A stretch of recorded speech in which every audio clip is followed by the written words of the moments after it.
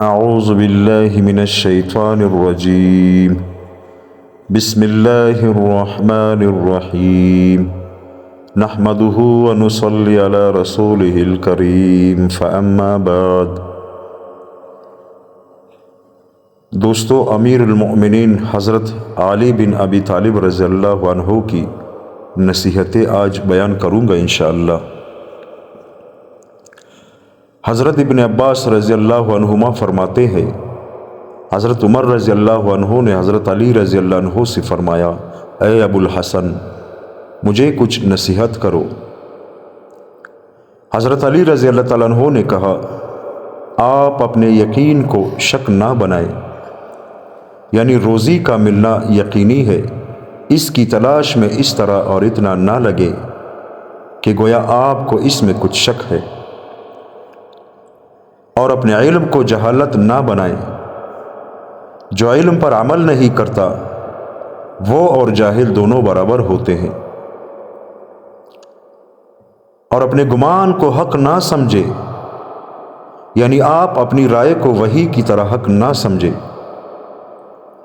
اور یہ بات آپ جان لیں کہ آپ کی دنیا تو صرف اتنی ہے کہ جو آپ کو ملی اور آپ نے اسے آگے چلا دیا یا تقسیم کر کے برابر کر دیا، پہن کر پرانا کر دیا۔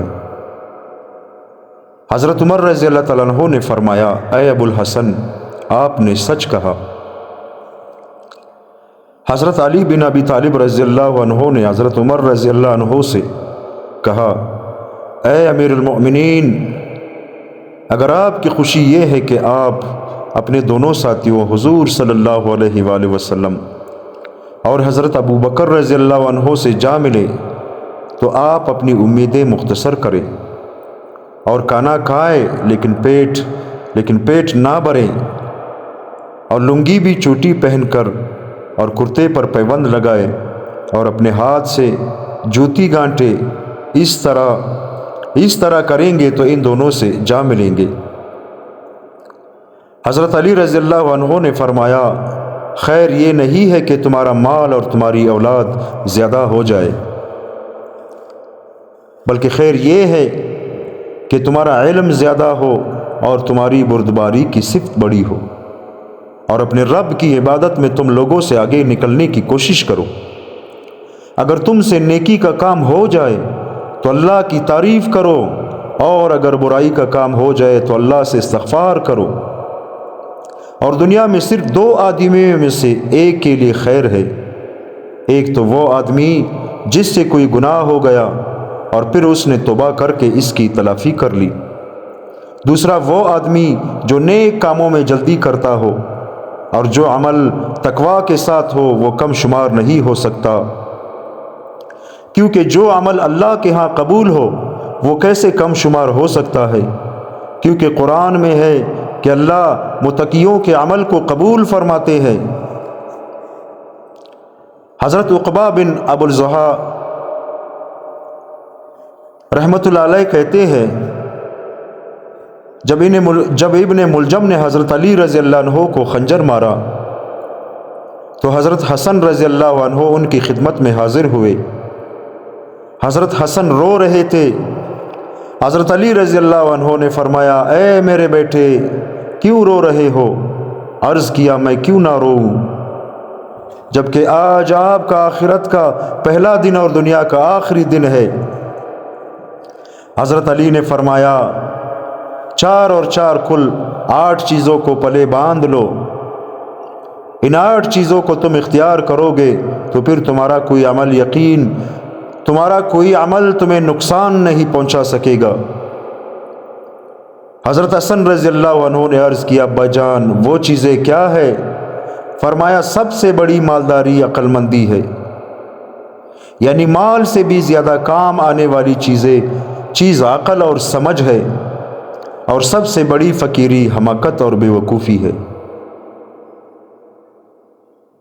سب سے زیادہ وحشت کی چیز اور سب سے بڑی تنہائی عجب اور خود پسندی ہے، اور سب سے زیادہ بڑائی اچھے اخلاق ہے، حضرت حسن رضی اللہ عنہ فرماتے ہیں میں نے کہا اے ابا جان یہ 4 چیزیں تو ہو گئی، مجھے باقی 4 چیزیں بھی بتا دے۔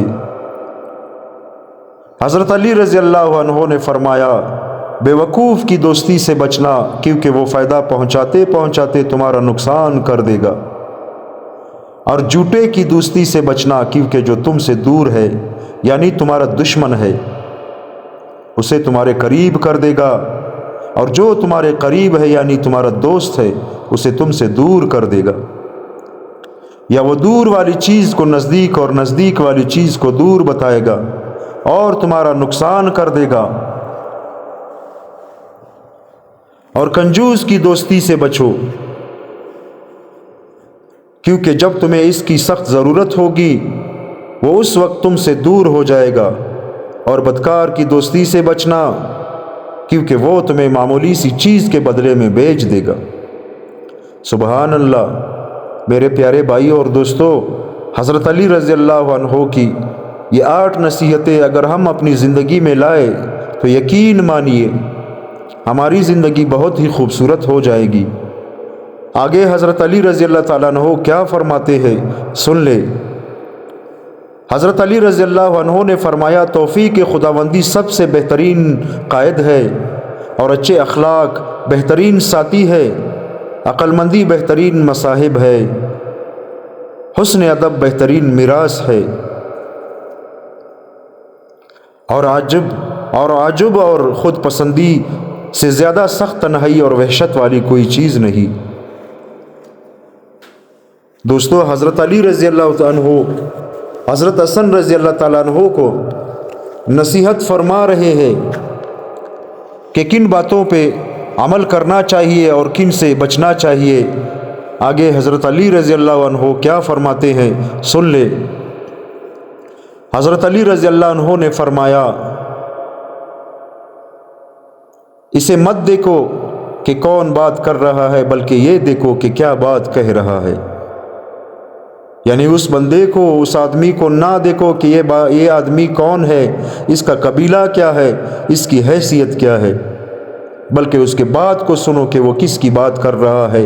نبی کریم صلی اللہ علیہ وآلہ وسلم کی احادیث بیان کر رہا ہے، یا قرآن کی آیات پڑھ رہا ہے اور سنا رہا ہے، یا اللہ تعالیٰ کی تعریف کر رہا ہے، دین کی باتیں کر رہا ہے، بلکہ اس باتوں کو دیکھو، اس آدمی کی حیثیت کو نہ دیکھو جو کہ آج کل ہم لوگ دیکھ رہے ہیں کہ یہ آدمی دیکھو اور اس کی منہ دیکھو کہ یہ کیسی باتیں کر رہا ہے۔ حالانکہ ہمیں یہ نہیں کرنا چاہیے، بلکہ اس کی بات کو سننا چاہیے کہ وہ کیا کہہ رہا ہے، اللہ کی تعریف کر رہا ہے، نبی کریم صلی اللہ علیہ وآلہ وسلم کی حدیثیں بیان کر رہا ہے، اس پہ دھیان دینا چاہیے۔ جیسا کہ حضرت علی رضی اللہ عنہ نے حضرت حسن رضی اللہ عنہ کو فرمایا۔ حضرت علی رضی اللہ عنہ نے فرمایا حضرت حسن کو ہر بھائی چارہ ختم ہو جاتا ہے، صرف وہی بھائی چارہ باقی رہتا ہے جو لالچ کے بغیر ہو۔ سبحان اللہ۔ یعنی دنیا میں جتنے بھی دوست ہیں، جتنے بھی رشتہ دار ہیں، جتنے بھی اپنے ہیں، جتنے بھی یعنی آپ کے قریبی دوست ہیں، اگر ان میں کوئی بھی لالچ ہو، جب وہ لالچ اس کا پورا ہو جاتا ہے تو آپ کے ساتھ اس کی دوستی، اس کی رشتہ داری سب کچھ ختم ہو جائے گا۔ لیکن صرف وہی بھائی چارہ رہ جاتا ہے جو مخلصی کے ساتھ ہو، یعنی کسی کے ساتھ دوستی کرنا، رشتہ داری کرنا اللہ کی رضا کے لیے، جس میں کوئی لالچ نہ ہو، وہ باقی رہ جائے گا۔ اس کے بعد دوستو حضرت ابو عبیدہ بن جراح رضی اللہ عنہ کی نصیحتیں۔ حضرت نمران بن مخمر ابو الحسن رحمۃ اللہ علیہ کہتے ہیں حضرت ابو عبیدہ بن جراح رضی اللہ عنہ لشکر میں چلے جا رہے تھے، فرمانے لگے بہت سے لوگ ایسے ہیں جو اپنے کپڑوں کو تو خوب اجلا اور سفید کر رہے ہیں، لیکن اپنے دین کو میلا کر رہے ہیں، یعنی دین کا نقصان کر کے دنیا اور ظاہری شان و شوکت حاصل کر رہے ہیں۔ غور سے سنو، بہت سے لوگ دیکھنے میں تو اپنے نفس کا اکرام کرنے والے ہوتے ہیں، لیکن حقیقت میں وہ اپنے نفس کی بے عزتی کرنے والے ہوتے ہیں۔ پرانے گناہوں کو نئی نیکیوں کے ذریعے سے ختم کرو، اگر تم میں سے کوئی اتنے گناہ کر لے جس سے زمین آسمان کے درمیان کا خلا بھر جائے، اور پھر وہ ایک نیکی کر لے تو یہ نیکی ان سب گناہوں پر غالب آ جائے گی۔ حضرت سعید بن ابی سعید مقبری رضی اللہ عنہ فرماتے ہیں، حضرت ابو عبیدہ بن جراح رضی اللہ عنہ کی قبر اردن میں ہے۔ جب وہ طاعون میں مبتلا ہوئے تو وہاں جتنے مسلمان تھے ان سب کو بلا کر فرمایا، میں تمہیں وصیت کرنے لگا ہوں، اگر تم اسے قبول کرو گے تو ہمیشہ خیر پر ہی رہو گے۔ نماز کو قائم کرو، زکوٰۃ ادا کرو، رمضان کے روزے رکھو، صدقہ خیرات دو، حج اور عمرہ کرتے رہو، ایک دوسرے کو وصیت کرو، اپنے امیروں کی خیر خواہی کرو، ان کو دھوکہ نہ دو، اور دنیا تمہیں اللہ کی یاد سے غافل نہ کرنے پائے۔ اگر کسی آدمی کو 1000 برس کی زندگی بھی مل جائے تو آخر اسے اسی جگہ جانا ہوگا جہاں آج تم مجھے جاتا ہوا دیکھ رہے ہو۔ اللہ تعالیٰ نے تمام بنی آدم پر موت کو لکھ دیا ہے، لہٰذا ان سب کو مرنا ہے، اور ان میں سب سے زیادہ عقل مند وہ ہے جو اپنے رب کی سب سے زیادہ اطاعت کرنے والا ہو اور اپنی آخرت کے لیے سب سے زیادہ عمل کرنے والا ہو۔ اس کے بعد حضرت ابو عبیدہ بن جراح رضی اللہ عنہ فرماتے ہیں، اے معاذ بن جبل، آپ لوگوں کو نماز پڑھائے، اور پھر حضرت ابو عبیدہ کا انتقال ہو گیا۔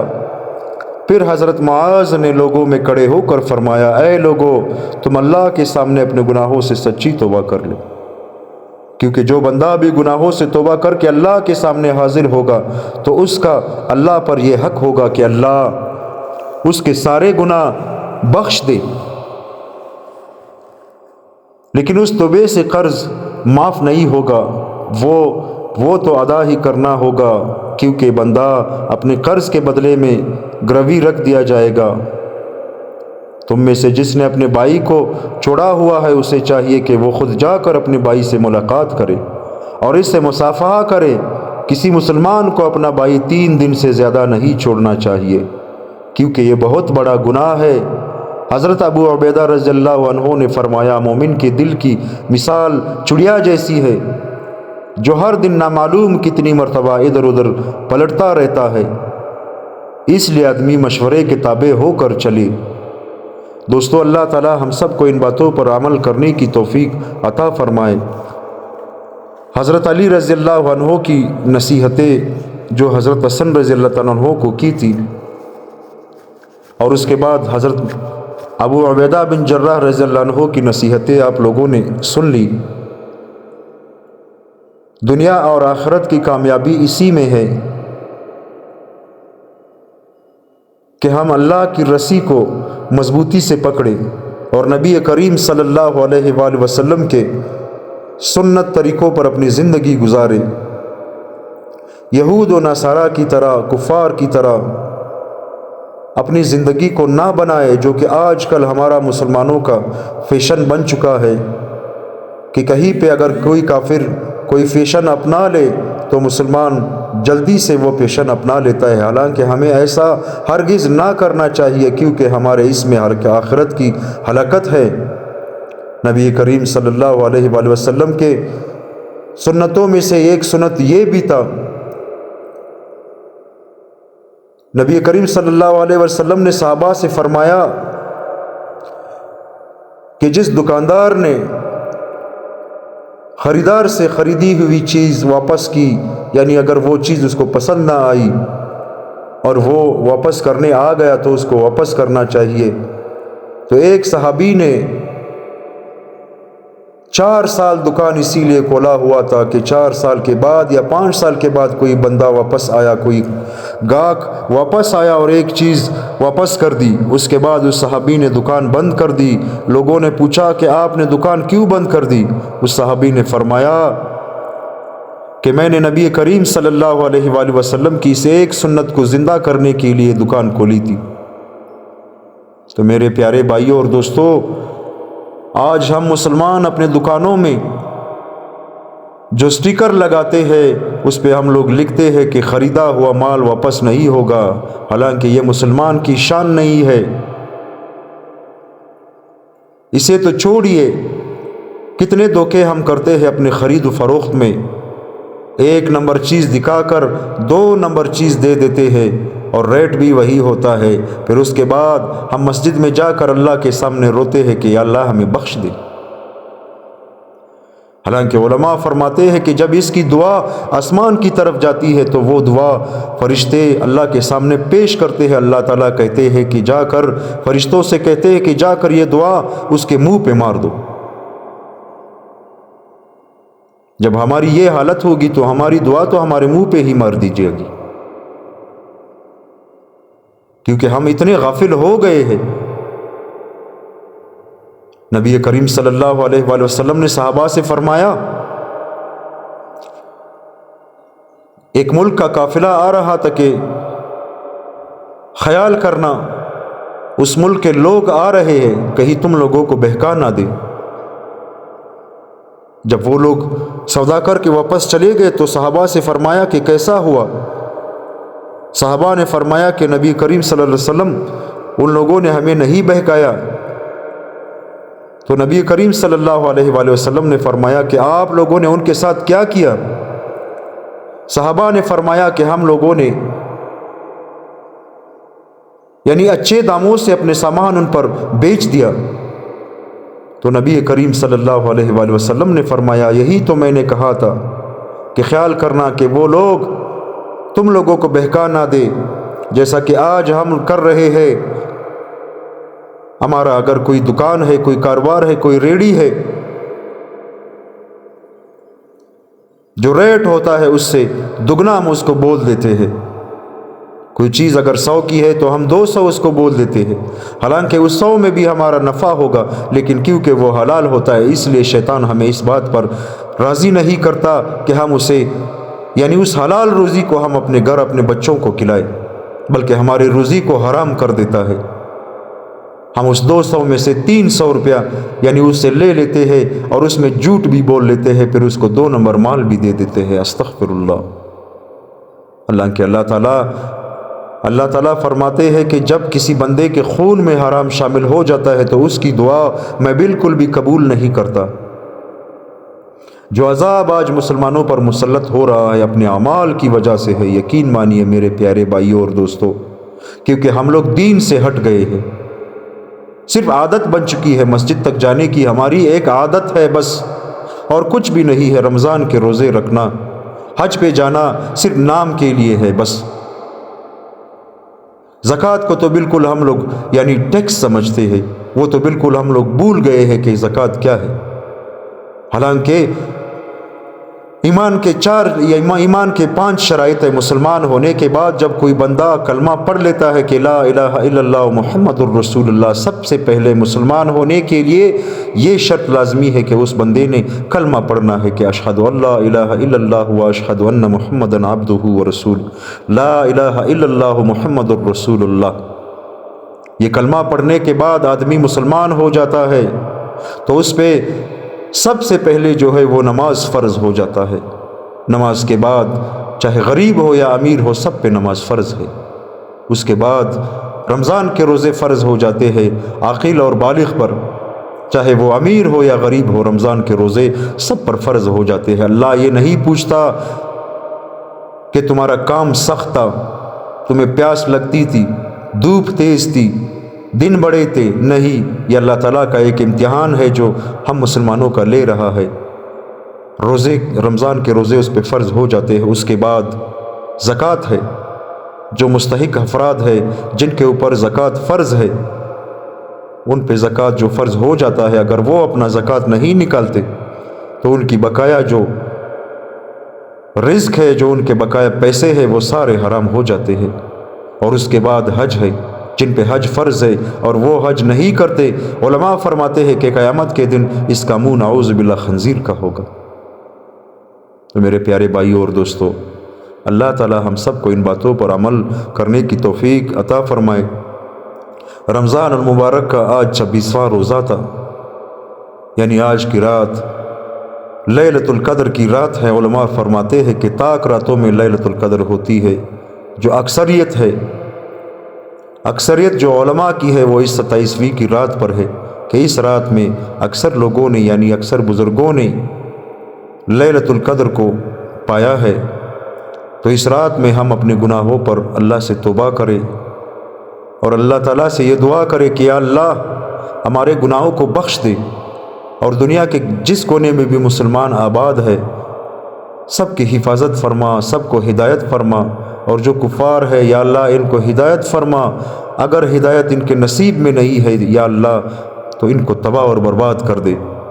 جو فلسطین پہ ظلم ہو رہا ہے، ہمارے مسلمان ممالک بالکل خاموش بیٹھے ہوئے ہیں، یہ کیا ہے میرے پیارے بھائیوں اور دوستوں؟ یہ گناہ کی نحوست کی وجہ سے مسلمان اتنے یعنی بزدل ہو گئے ہیں کہ وہ موت سے ڈرنے لگے ہیں، حالانکہ موت کل نفس ذائقۃ الموت، یہ کوئی آفیسر، یہ کوئی بادشاہ، یہ کوئی آرمی چیف نہیں، بلکہ اللہ فرماتا ہے کل نفس ذائقۃ الموت، اور جو اللہ نے کہا، جو اللہ نے فرمایا وہ ہو کر رہے گا۔ یعنی موت آپ کو کبھی بھی کہیں بھی یعنی کہیں پر بھی موت آپ کو آ سکتی ہے۔ اگر یہ موت میدان جنگ میں، ہمارے بستر کی موت میدان میں جنگ میں ہمیں آ جائے تو ہمیں شہادت کا اعزاز ملے گا۔ شہید کے کیا درجات ہے میرے پیارے بھائیوں اور دوستوں؟ علماء فرماتے ہیں کہ شہید کی صرف ایک ہی خواہش ہوگی بس، اللہ تعالیٰ جس کو یعنی جس شہید کو جس کی شہادت قبول ہو، راہ حق پہ شہید ہوا ہو، جو جنت عطا کرتا ہے، تو جنت میں شہید سے اللہ فرماتا ہے کہ مانگ، کیا مانگتا ہے؟ تو شہید فرماتا ہے اللہ مجھے زندہ کر دے، مجھے واپس دنیا میں بھیج دے تاکہ میں واپس آپ کی راہ میں شہید ہو جاؤں۔ جو شہادت کا لذت ہے وہ شہیدوں کو پتہ ہے۔ آج مسلمان اتنے بزدل ہو گئے ہیں کہ ایک اسرائیل ہے، چھوٹا سا ٹکڑا ہے یہودیوں کا، سارے مسلمانوں کا منہ بند کر دیا ہے، سب کو اپنے لپیٹ میں لے لیا ہے۔ اسرائیل کہتا ہے، امریکہ اور اسرائیل کہتے ہیں کہ اگر کسی مسلمان نے فلسطین کے حق میں کوئی بات کی یا اس کا ساتھ دیا تو ہم اس کے ساتھ اپنا کاروبار ختم کریں گے، اس پر پابندیاں لگائیں گے۔ کتنے بزدل ہو گئے ہیں۔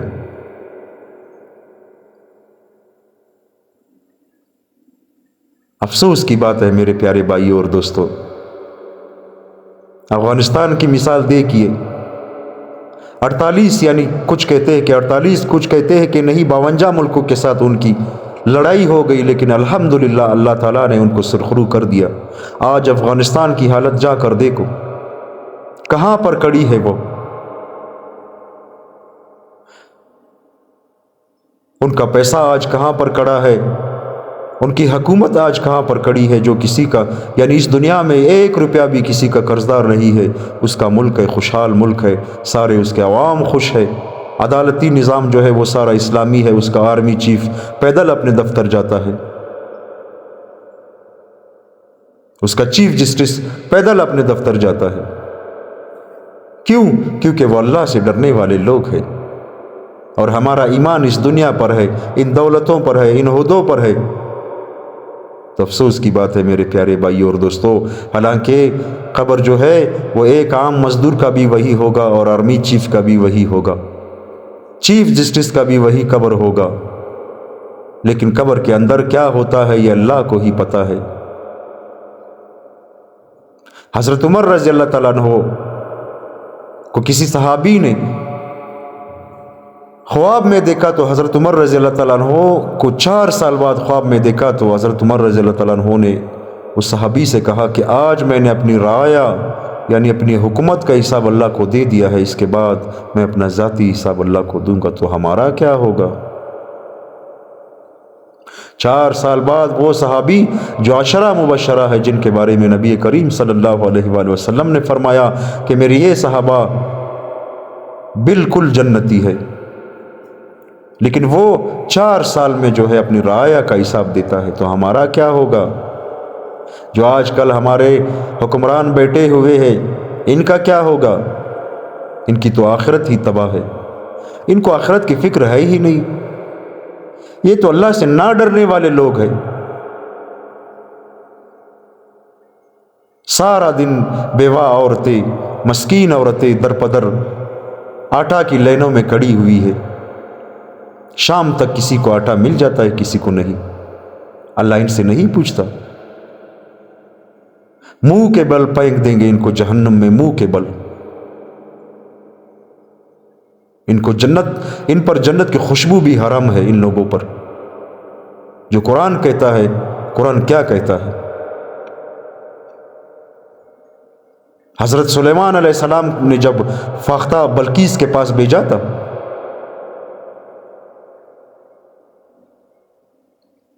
तो उसने थोड़ी देर कर दी। जब वापस आया हजरत सुलेमान अलैहिस्सलाम ने उस परिंदे को परों से पकड़ लिया। उस परिंदे ने कहा, सुलेमान अपना हाथ उठाओ, तुमसे एक और बादशाह ऊपर भी बैठा हुआ है जो तुमसे बहुत बड़ा है। हजरत सुलेमान अलैहिस्सलाम ने फौरन अपना हाथ उठा लिया और कहा कि बेशक एक और बादशाह है। हालांकि उलमा फरमाते हैं कि सुलेमान अलैहिस्सलाम यानी मशरिक से मगरिब तक, शुमाल से जुनूब तक इंस और जिन्स का बादशाह था। इस दुनिया में जितने भी इंसान हैं, जितने भी जिन्नात हैं, सब पर उनका हुकूमत था। लेकिन एक परिंदे ने सुलेमान अलैहिस्सलाम से कहा कि अपना हाथ उठाओ, एक और भी बादशाह है जो तुमसे भी हिसाब लेने वाला है। हजरत सुलेमान अलैहिस्सलाम ने अपना हाथ फौरन हटा लिया। तो हमारे इन हुक्मरानों का क्या हाल होगा? इनको तो मुंह के बल ही जहन्नम में फेंक दिया जाएगा। आखिरत में इन लोगों का कोई भी हिस्सा नहीं है, क्योंकि अल्लाह से ना डरने वाले लोग हैं, ये अमेरिका से डरने वाले लोग हैं, यहूदियों से डरने वाले लोग हैं। इनको अल्लाह ताला मुंह के बल जहन्नम में फेंक देंगे। दोस्तों, सांस है तो चांस है। लैलतुल कद्र की बाबरकत इस रात में अपने गुनाहों पर हमें तौबा करना चाहिए। पता नहीं हमारी ज़िंदगी में यह रात फिर आएगी या नहीं, या ये आखिरी रात होगी हमारी ज़िंदगी में। हम कब्र में होंगे। हमारे साथ थे पिछले साल, आज वो कब्र में है। क्या पता अगले साल हम भी कब्र में हो।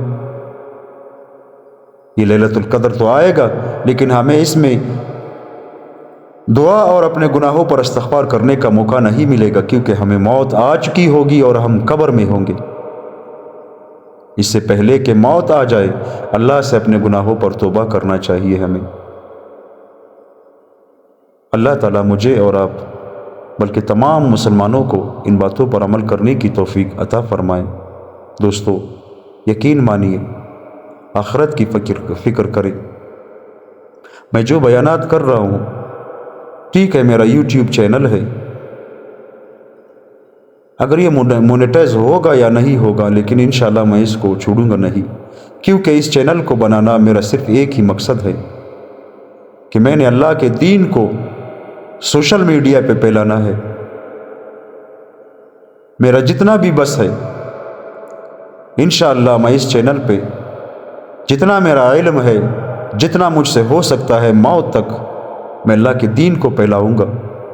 कोई मुझे लाइक करे या ना करे, मैं किसी से नहीं कहूँगा कि मेरे चैनल को सब्सक्राइब करो, मेरे चैनल को लाइक करो और मुझे वॉच टाइम दो, मुझे ये दो, मुझे वो दो। नहीं, क़यामत के दिन जब अल्लाह मुझसे पूछेगा कि आपने दीन के लिए क्या किया, यही मेरे बस में था। क्योंकि सोशल मीडिया एक ऐसा प्लेटफॉर्म है कि इस पर हम जो भी काम करेंगे पूरी दुनिया इसको देखेगी। तो मैं कहूँगा कि अल्लाह, सोशल मीडिया का दौर था, इस मीडिया को, इस सोशल मीडिया को लोग गलत इस्तेमाल कर रहे थे, लेकिन अल्हम्दुलिल्लाह आपके फजल करम से मैंने सोशल मीडिया को गलत इस्तेमाल नहीं किया है। मैंने इस सोशल मीडिया पे आपके दीन को फैलाया है। मेरे प्यारे भाइयों और दोस्तों, अल्लाह ताला हम सबको इन बातों पर अमल करने की तौफीक अता फरमाए। आमीन सुम आमीन।